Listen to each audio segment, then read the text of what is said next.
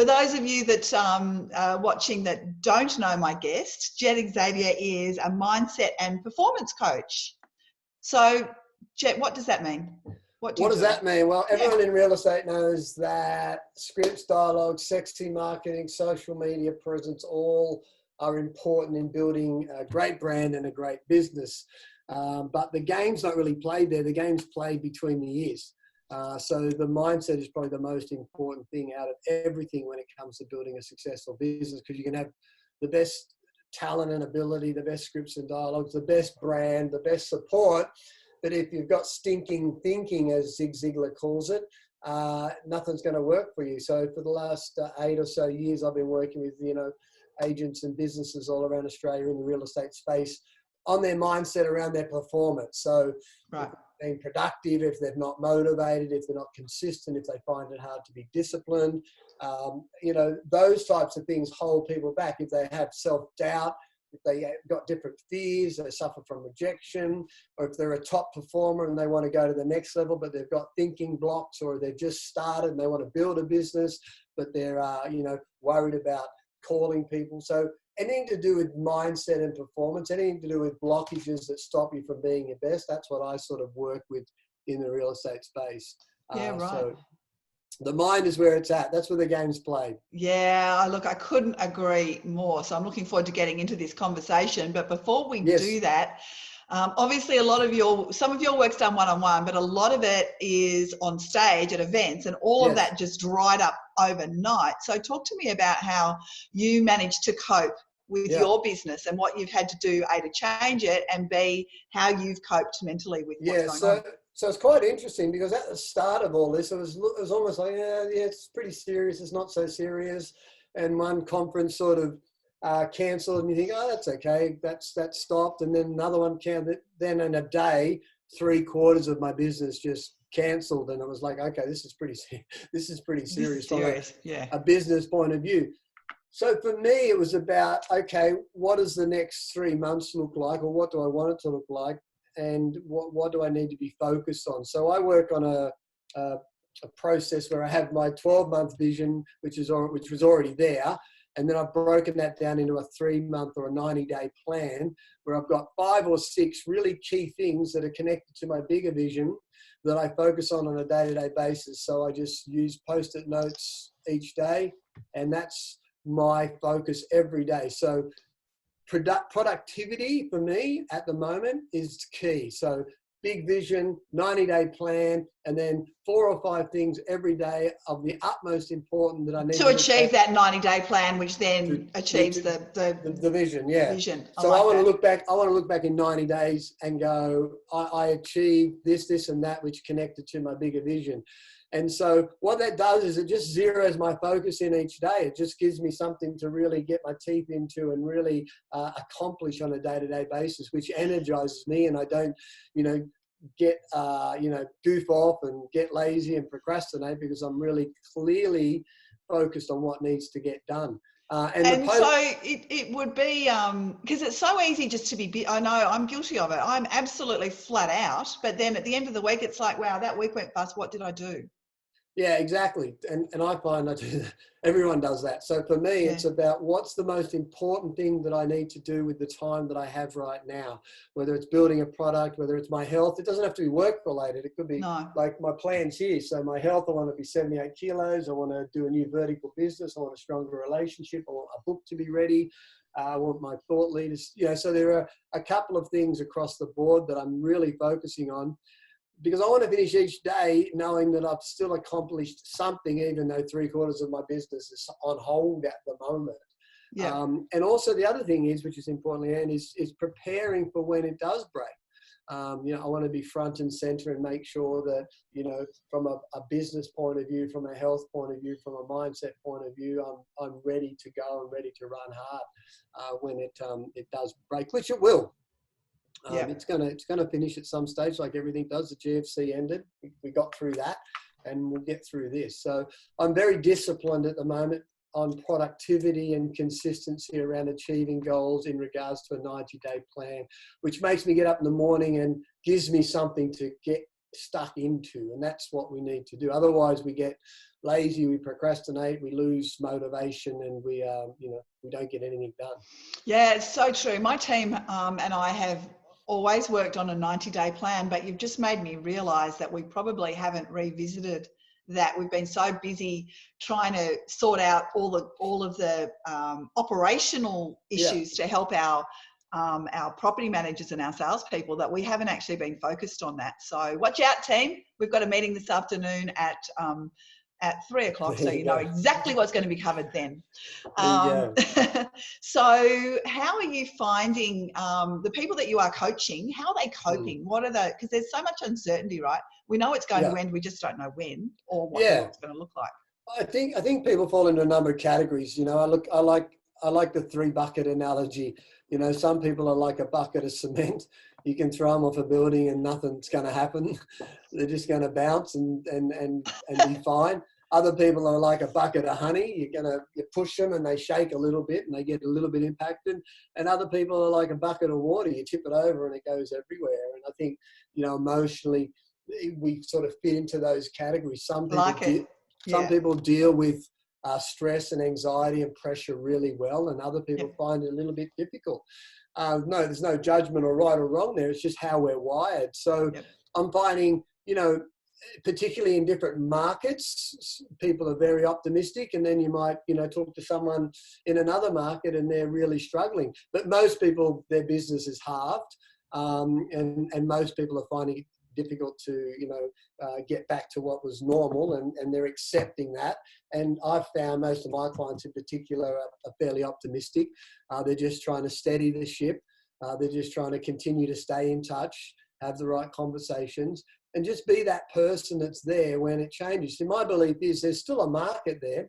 There was a market before COVID happened. And when COVID happened, that market just didn't disappear. And everyone went, oh, well, there's nothing to sell or buy anymore. That market just sort of went underground. And, you know, it sort of disappeared for a while. It wasn't as overt.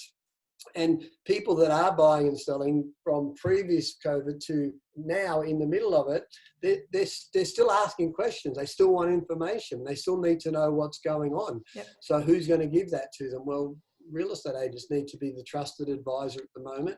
And that trusted advisor is going to be the person that they're going to cling to through this. And then when we come out the other end, they're going to be the people that are going to be, you know, getting the business. So I find there's a lot of optimism around at the moment, even though businesses are halved and people are, you know, struggling to get, you know, business cranking. So I think that's a good thing. I mean, we're a resilient lot, real estate agents and people in property management. And I think, you know, now's the time where we're standing up. And, you know, I think every real estate agent and property manager have to be leaders right now. They have to bring the certainty to the uncertainty. We can't run around being uncertain and feeling worried and fearful. We can't do that. We're representing an industry that the public, in a sense, relies on with the greatest asset they've ever had. And so we have to be certain, we have to be up, we have to stay enthusiastic, we have to be focused, we have to be positive. And, you know, a couple of things I'm encouraging my people to do is, you know, get on social media a couple of times a week and do an update. What's going on in the market because it's changing. Get a text campaign going, get an email campaign going, get a personal letter campaign going. Stay in touch with good content that just keeps people updated. Yeah, I couldn't agree more.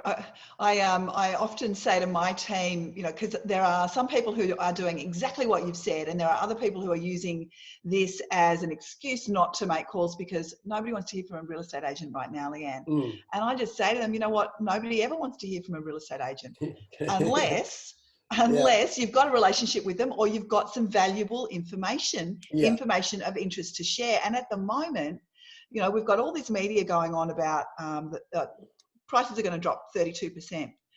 And we in the industry know that that is unbelievably unlikely, and it's certainly not happening right now. So why not just say, you know, I know that the media are talking about a 32% drop, but let me tell you what's happening in Castle Hill this week. You know, this week, this is what we've sold. These are the prices. This is, so you can just give people honest information that demonstrates the market is still there to buy and sell right now.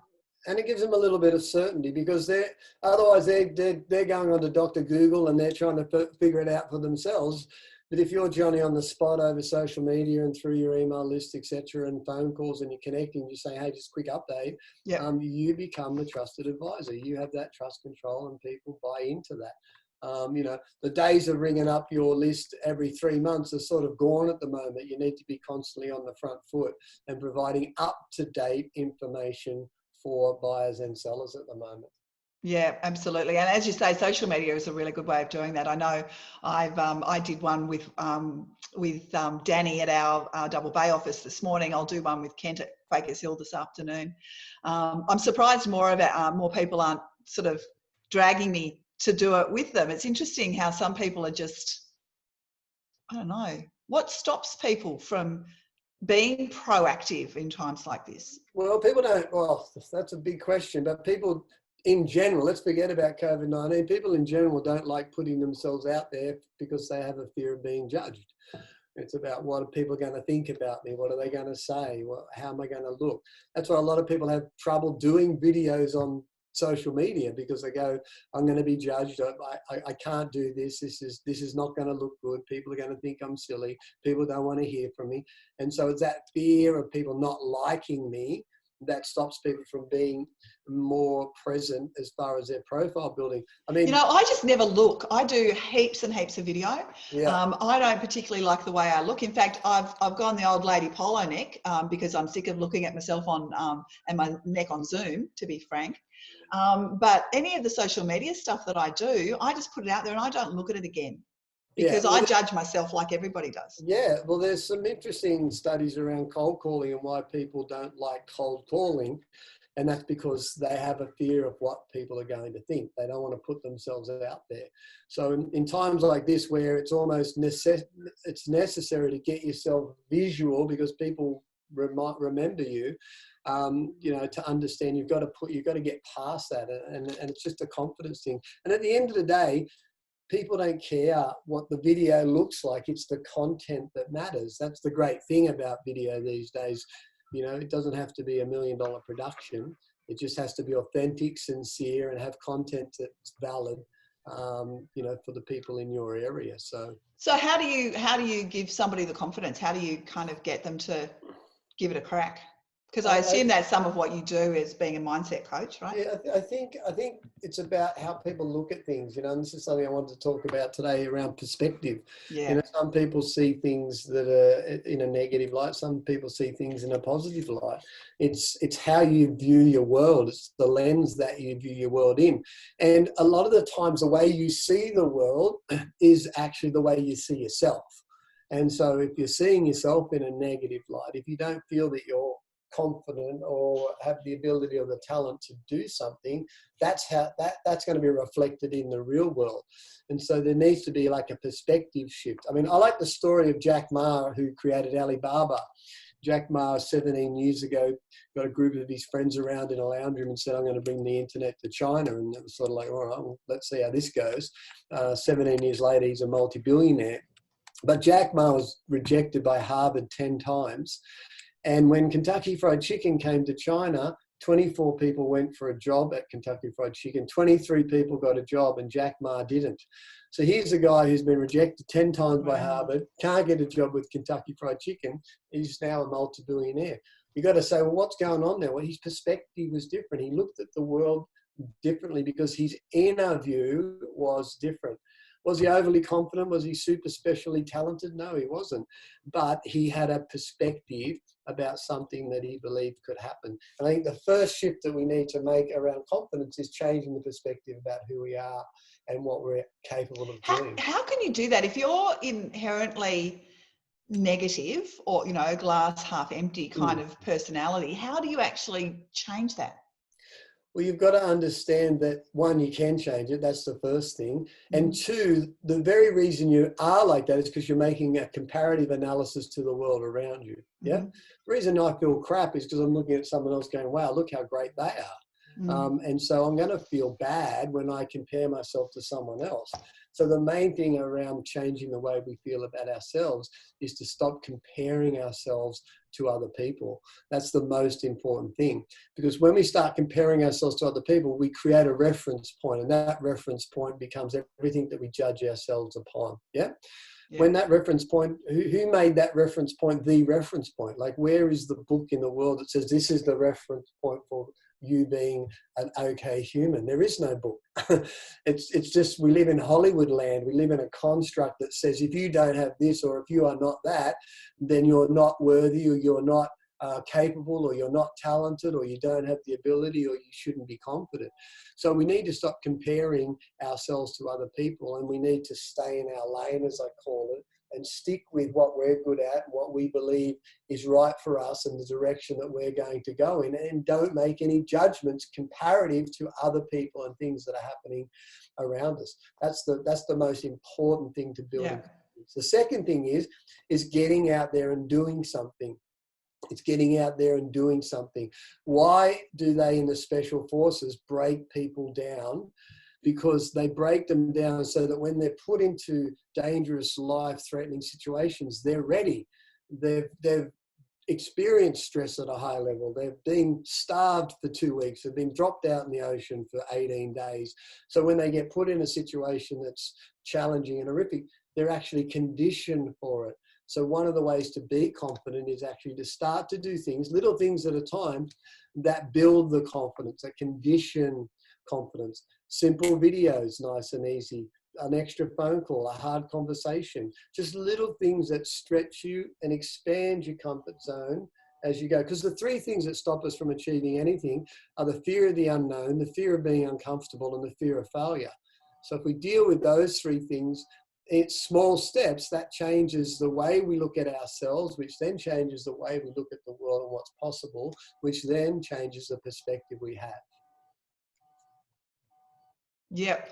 That's so true. That's, it's just all going around in my head. Because I know, from my perspective, I used to be terrified of public speaking, for example. Yeah. Like sick in the stomach, terrified. Whereas now, and I'm sure you were probably the same before you had to do it all the time, right? Yeah. And the first few are horrifying, but the more you do it, the more your comfort zone expands. That's and right. the more you are able to do it. So I still get nervous speaking. So, yeah. But there's a great quote here by Wayne Dyer.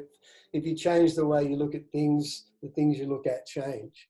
And it's about perspective. It's a great quote. But another one is, we don't see things as they are, we see things as we are, which gets back to what I was talking about. Yeah. The challenges you see in the world, the obstacles, the roadblocks are generally the things about ourselves. It's something within us that we're seeing that's reflecting back into the world. And when we change that, we change the outlook. Yeah, I think probably the biggest thing I learned, I've been a franchisor for 25 years this year, and the biggest thing I had to learn is that everybody's perspective is different. And so we're so used to just looking at things through our own filter and our own lens. But if you can appreciate that everyone's perspective is different and then get curious about other people's perspectives, you start to learn to look at things in lots of different ways, which changes the way that you operate, right? Well, our experience, so people that are watching right now, they're having an experience, yeah? They're either struggling, or they're optimistic, or they're, fighting it hard, or they're very confident. They're all having an experience. And that experience is coming from how they view the world. And that experience of how they view the world is coming from how they view themselves generally. And so that's where the shifts need to happen. And particularly in a time like this of uncertainty, to create certainty, we need to change those perspective filters that we have and how we see the world. And we can do that. It's a decision. Think about an area where you don't have the right perspective. If you're watching this now, what's an area where you don't have the right perspective? It might be, well, how am I going to pay the rent? How am I going to get through? How am I going to get another listing? That is a perspective. That's a way you're seeing the world. Now think about how you can change that. How can you reframe that?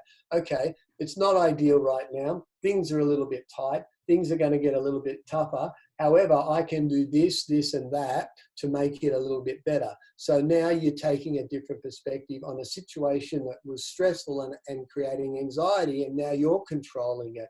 And then the third thing is, what is an action step you can take towards changing that now, or making it better, or dealing with it in a more effective way? You see, we have to be proactive, not reactive. And when our perspective is wrong and it's a negative perspective that's not serving us, then we're very reactive instead of being proactive and taking control of the controllables. The other thing about perspective is this: most of our perspective, when it's skewed, is because we're trying to control what we can't control. Yep. So that just turns our perspective upside down. But when we look at it and we go, hang on a second, well, I can control this, this and that's what I'm going to focus on, that's a game changer. That is, yeah, you're right. It is so powerful to let go of the things that you can't control. Definitely. And right at the very beginning of the whole COVID experience back early April, I kept on saying to people, because there was so much uncertainty, I kept on saying to people, just focus on what you can do. Don't focus on what you can't do right now. It doesn't matter. Focus on what you can do. And that's kind of what gets you through every day. So exactly right. If someone is suffering from anxiety, and I can't, a lot of people suffer from anxiety and don't tell anybody that they suffer from it. But if you are suffering from anxiety, what are some practical things that you can do? Because anxiety, if I'm correct, depression comes from focusing on the past, and anxiety is from focusing on the future. Is that well? There, right? I mean, that's a three-year conversation. All right, I haven't got that long. But we all have a continuum where we're either really super happy or we're suicidal, and anything in between, right. Emotionally, and anxiety and depression fit in there. And, you know, I mean, if we're using your example, Eckhart Tolle talks about most of our stress and anxiety and depression comes from the fact that we're in the future all the time, or we're in the past, but we're not in the now. Yep. And as you know, the research that we did on wellness and well-being in the real estate industry found that over 50% of people in the industry were suffering physical symptoms of anxiety in our industry, and about 60% were consistently suffering stress often and always. So we know we've got an industry that suffers from anxiety and stress anyway. I guess there's a couple of things to understand. Depression and anxiety at any level is a chemical response. So if you're medicated as a person who's depressed, which I've been before in the past, that's trying to regulate the chemicals that are going around your body that are causing you to be depressed. The upside is if you're in the middle range and you're just having a bad day and things aren't going well, and you find yourself being flat and unmotivated and a bit of anxiety and a little bit depressed here and there, and you're sort of in that middle range, well, there's hope in the sense of creating more optimism. And what optimism does is it changes the chemical state of your body. So there's dopamine, there's oxytocin, there's endorphins and serotonin. These are all the sexy feel-good hormones, right? So when you exercise, you release endorphins, so you feel great. When you're grateful, you're releasing serotonin. When you see someone in your family or you talk to someone on Zoom, you're releasing oxytocin. When you're thinking about something that you've achieved, or you've just got a listing, or something great's happened, or you reflect on a time in your life where it was fantastic, well, you're releasing dopamine. So these drugs are sort of freely available to us that we can use on a day-to-day basis, which boost our optimism. Because what optimism does is it gives us a hopefulness and a confidence about something good happening in the future. But what we generally do is, crap's going on right now, so what are we focusing on? Well, we're focusing on the crap that's going on right now instead of hopefulness and confidence about something happening in the future. There's a good book called Man's Search for Meaning by Viktor Frankl, and he was in the Holocaust camps as a psychoanalyst and a prisoner. And he realized there were two types of people, those that were giving up and those that were holding on. And he realized that the difference between the two was a choice. The ones that chose to give up and the ones that chose to hold on. And, we're not in that horrific situation, but we're in a situation where on a day-to-day basis, we're going to either have an experience of being despondent and flat and unmotivated and unhappy and anxious and maybe a little bit depressed, or we're going to make a choice to be optimistic and allow those feel-good hormones to, move through us. And it's basically a choice that we make on a consistent basis. Here's a good quote here that I've got. It says, "An optimist doesn't wait on facts." You see, a lot of the times when we're feeling bad, we personalize and we think something's wrong. Nothing's wrong. It's just a feeling. And with optimism, we're not waiting on something to be true and to prove itself and to front up right then and there, but we're hopeful and confident that things are going to get better. The other interesting thing about optimism, and if people are more interested in this, Learned Optimism is the book you want to get. It's a great book. By Martin Seligman. The other great thing about optimism is studies show that optimistic people sell 30% more than pessimistic people. So in these times, wouldn't we want to get 30% more performance out of our lives right now in our business? Of course we would. And that's to make that choice though. Like I'm naturally optimistic, and so, but even for me, I make a conscious decision. I set my intention every single morning, not just on what I want to achieve, but how I want to show up. Because the way that I show up every day, even though I'm just here on my own in my lounge room, the way I show up is so important for the people that I'm. But how, if you're a pessimist, how do you make that first step? You have to make a choice. If you want, you see, misery loves company. As humans, we love feeling bad sometimes because it justifies our position of not having to do anything. Yeah. So I'm unmotivated, I don't like it, things aren't going to work out, I miss that listing, there's no business around, how long is this going to go for, I can't pay that. As versus someone else who's going through exactly the same thing, who goes, well, hang on a second, what can I do about this? How can I make it different? How can I change the experience? It's a choice. If you don't want to make the choice, don't make it, okay? Live with what you have to experience. But if you do want to make the choice, then you start the brain going into a process where it goes, oh, well, hang on a second. Yeah. Now we're becoming solution focused, instead of problem focused. And if you don't want to make the choice, don't make it. But if you do, you start the domino effect of your brain actually going, well, hang on a second, we're not looking for problems now. What we're doing is we're looking for solutions. And in that process, here's the cool thing about the chemical reaction, we start to release these good chemicals. Now, who doesn't want to feel good? Who doesn't want to feel positive? Who doesn't want to feel enthusiastic right now?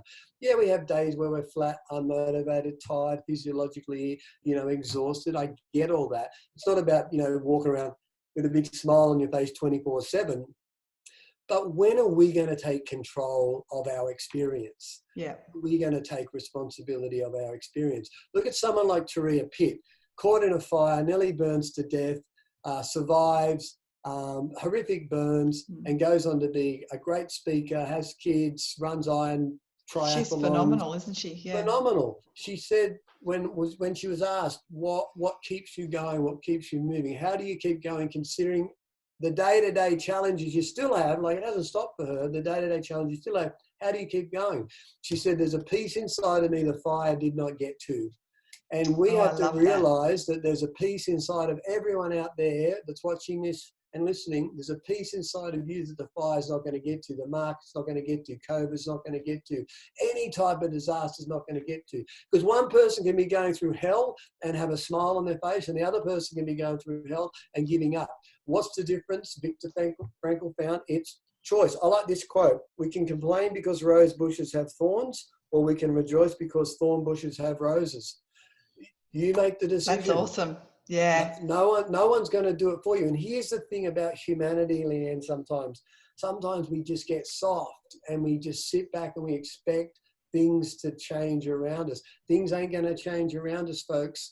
We have to step into the change. We have to make the change happen. We have to be proactive in our experience that we're creating. I like this. The pessimist sees the difficulty in every opportunity. The optimist sees the opportunity in every difficulty. It's just a change and a shift in the mind, but it's a conditioning process. I mean, how did, I left home at 14, left school at 14, heroin addict in prison, all that sort of stuff. How do I sit here talking to you now? Well, not because I'm smarter than anyone else. It's because I've conditioned this thing in the right way. I've become solution focused, not problem focused. I've made a commitment and taken responsibility to go, hang on a second, if I want to have a better experience at life, regardless of what it throws at me, I make the decision and I make the choice to choose that experience.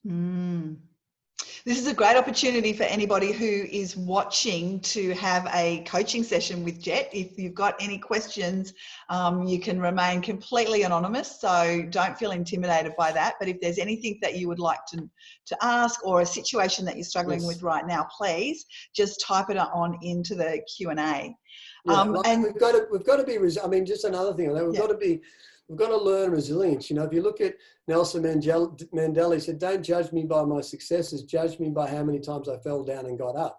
And, you know, when I was in South Africa at Robben Island outside his cell, it was just so overwhelmingly empowering to think this guy's committed 20 years of his life to something that he believes in, regardless of what was going on around him, because he kept focused on the goal ahead. He created his experience every single day, and he created that resilience every single day. He made a decision. He crossed a line. He got to a point where he went, this is what I'm going to be doing. This is what I believe in, and this is the direction I'm going in. And if a lot more of us did that on a day-to-day basis, life would be reflected in a different way. Okay, so I've got someone who's saying, okay, I know it is time to start calling people and telling them what the story is, but I haven't been in touch with anybody for a really long time. How do I now all of a sudden pick up the phone and talk to people that I haven't spoken to for years? Like this, you take your hand, you pick up the phone and you dial it. You see, you're creating a scenario already that's working against you. So that's a perspective. The perspective is, this person's not going to listen to me. How do I call them? I haven't heard from them. What if they say this? What if they don't want to talk to me? So your perspective is a story that you've created. Yeah. What's the other story? What's the opposite? They might be happy to hear from me. They might not be happy to hear from me. It's the decision that what's the worst that can happen, right? What's the worst that can happen? How do you reframe it? If you're going to think that something bad is going to happen, well, then that's going to stop you from calling, or it's going to make you procrastinate and put it off. If you're going to think, hang on a second, something good might come out of this. I'm doing a good job. I'm providing a great service. I'm adding value to this person. I'm giving them some content. I'm reconnecting with them again. It's not whether or not they'll want to hear from you or not. It's what is your purpose right now on this earth? What are you passionate about? Are you being potentialized? Are you living at the optimal level? And are you doing what you're supposed to be doing? All this other stuff is perspectives you're creating so that you can justify why you don't have to do something. So you have to just step up and say, okay, hang on a second. Is this what I want, or is this not what I want? And if it's what you want, you take the step, you make the first call. But creating scenarios is just a way of not taking responsibility. It's shifting responsibility, and it gives us an excuse not to call. But what it does, it sounds good. What if they don't want to hear that? What if this happens? What if that doesn't go right? It all sounds good. What we should be doing is reframing and going, okay, people might not want to hear from me. That might be true. But what am I driven by? Why am I doing what I'm doing? What is my purpose today? What am I passionate about? And that's a different reframe to the first one. So it gets back to that perspective again. And so your personal situation obviously was pretty damn dramatic, let's be honest. How did you change? How did you change your focus and make those decisions? So I overdosed on heroin and was found in a park 10 hours later, unconscious. I'd been unconscious for 10 hours, and my girlfriend was dead next to me from a heroin overdose. I was rushed to intensive care, and I was being charged with manslaughter if I lived. Obviously, I lived, and I went to court being charged. I was facing 8 years of prison. I got out of that, found not guilty, and then I started again. The biggest thing I've ever done in my life to change who I was and how I operated was to get this thing under control. Yep. This is the thing that dictates my experience. This is the thing that makes my decisions. This is the thing that gives me the life that I want or I don't want. This is the thing that I need to control on a day-to-day basis. Your mind is either your worst enemy or it's your best friend. I decided to make it my best friend, and that took time. It takes a conditioning process, and the process is a constant shifting. Yep, a constant shifting of thought. I'm afraid, I'm scared, I'm not confident. That's not going to work. What if they don't like me too? It's going to work. I'm confident. This is going to happen. This is my destiny. I know it will work. And if I'm doing more of this, that's going to be beneficial for me in the long run, because the brain then starts to go, this is how we roll. This is what we need to look for. This is what we're about. I get up in the morning. This is what Jet's trying to find in his world. If I'm giving it negative stuff and doubt and disbelief over years and years and years and years and years, then I get up every morning and my brain is looking for that. It's called the reticular activating system. It goes looking for what you give it. So I've spent years conditioning my mind. A good book, if you're interested, is called Mindset by Carol Dweck. Oh, yes, I've read it. It's really good. So growth fixed mindset. That's a great place to start.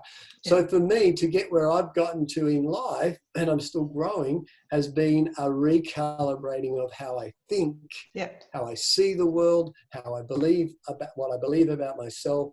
And when I get negative or depressed, or I get despondent, or I get everything that everyone else gets, when I get that, I change it, I shift it. I don't want to live in that experience. I take responsibility for trying to move out of it. Sometimes it takes a little bit longer than normal, but I'm always committed to changing my state, as Tony Robbins calls it. Because who wants to feel like shit? Who wants to feel depressed? Who wants to feel unhappy? Who wants to feel like there's no hope and they doubt themselves and nobody wants to talk to them? Nobody wants to feel like that. And we don't have to feel like that, because it's a choice. It's about taking responsibility. And that's what's really important here. Yeah, I completely agree. I've always said that happiness is a choice, and sometimes you have to make that choice every single day. Well, it's, this time, on Sunday, Sunday. So a year ago last Sunday, I was with my partner at the moment. I asked her to be my co-creator. We were on the Ganges River in India at sunrise. And, we didn't commit to forever and this Hollywood type of thing. We committed to every day. You turn up every day, I'll turn up every day, and we'll roll like that. And once we stop turning up, well, then that's not what we want. And that's what people have to understand. How are you turning up? Are you taking responsibility? Because no one's going to take it for you. You have to find it within yourself, which you do have, to be able to step up and make it happen. The resources are there. The support is there. The people are there. The opportunities are there. It's the difference is, are you there? I like that. Are you there? Yeah. So if people are struggling and really they've made a decision that they want to change their mindset and their focus, you've mentioned a couple of books, Mindset by Carol Dweck, and also Learned Optimism. Learned Optimism is a great book. They're two best places to start. Change Anything Now is a great book. Okay. That's a great book, Change Anything Now. I haven't seen that one. Okay. Joe Dispenza's book, Breaking the Habit of Being Yourself, is another great book. Okay. Awesome. So if people want to really have behavioral change, they need to understand it needs to come from a neural change. Because what people do is they want to change behavior and they try, and it's just willpower and it doesn't work because nothing's changing up here. So those books are all built around changing the way your brain works, and that changes the way your behavior works, and then that changes your results. Okay. And if people want to reach out and talk more to you about what you do and maybe work with you, how do they find you? Just get onto Facebook, Jet Xavier, or follow me on Insta, Jet Xavier. I'm just going to put a thing in the chat. Okay, great. Jet's Mindset. It's called Jet's Mindset Hacks. Yep. It's a free ebook. Awesome. 7 hacks of top agents. If people want to download that, that's free. What's the best of the 7 hacks? I think avoiding procrastination. Yes. I think that's see, when you realize why you're not procrastinating because it's too hard, you're procrastinating because you're afraid that you'll fail. And once you start to understand that and explore that, then things start to really change. I find, the old strategy of, eat the frog. first. The things that I procrastinated about yesterday are the first things that I just get on and do with today. Yeah. So, because you feel so much better once you've done it. I agree with that, but this is what I'd say to some people as well. Sometimes that strategy, it can be overwhelming for somebody. Yeah. And they can go, oh shit, that's a big frog. How am I going to eat that? So what I say, let's use calling, for example. So prospecting, people look for the big frogs. Who's the hardest conversation? Get that out of the way and off I go. Yeah. For some people, sometimes it's better to find do it the other way around. Yeah, I get it.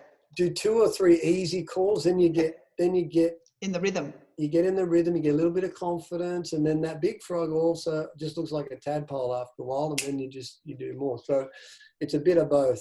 Yeah, I like it. Okay.